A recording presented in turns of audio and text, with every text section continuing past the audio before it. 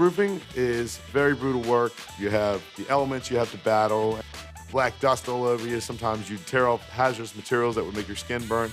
Terrible on the body. I would say just roofing in itself is very tough, but I make millions of dollars doing it.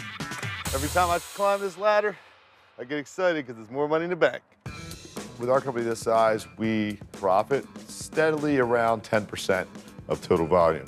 Industry average for a company that size is between 6 and 8, and I think that's really attributed to the accountability with the guys.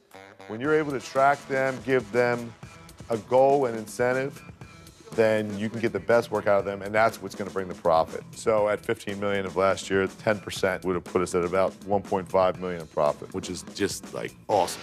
Bring it all the way in. I'm purely self-taught as far as the business goes. What's really made me successful at it is I was always a straight hustler from the beginning.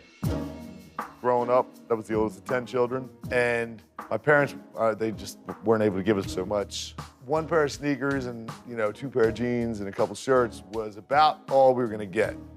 And I wanted much more than that, so I had to figure out a way. I remember cleaning gutters was a great hustle, snow shoveling, all that stuff.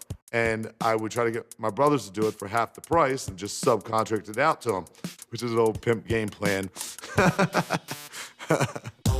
Then later on in life, between the ages of like 12 to 15, I started roofing.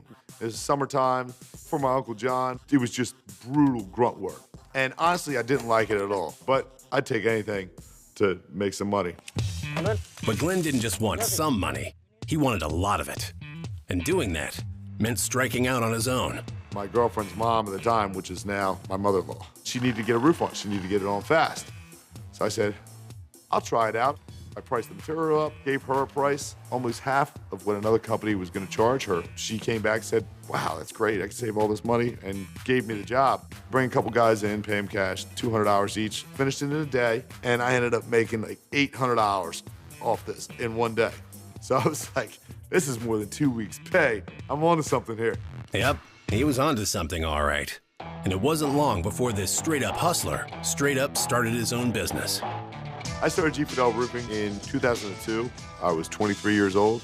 In the beginning, I found out that a lot of guys that come in, start up a company, use subcontractors, and then they shut it down and go to the next place. We've kind of developed a different model.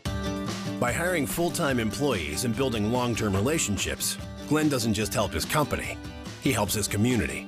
Our roots are in Delaware, and people see a major employer for the area. You're supporting these families, and you're giving people opportunity. That's gone a long way with us being a staple in our area. I'm expecting this year, I'll probably see us around 16 million. We have on payroll over 70 employees. I'd say our overhead is estimated between $50,000 and $100,000 a week. So it's important that the machine keeps on moving. This is a huge part of my company's work. This is considered commercial, and it's about 40% of our work, where 60% is residential. Working on a shopping center, about 60,000 square feet of roof replacement.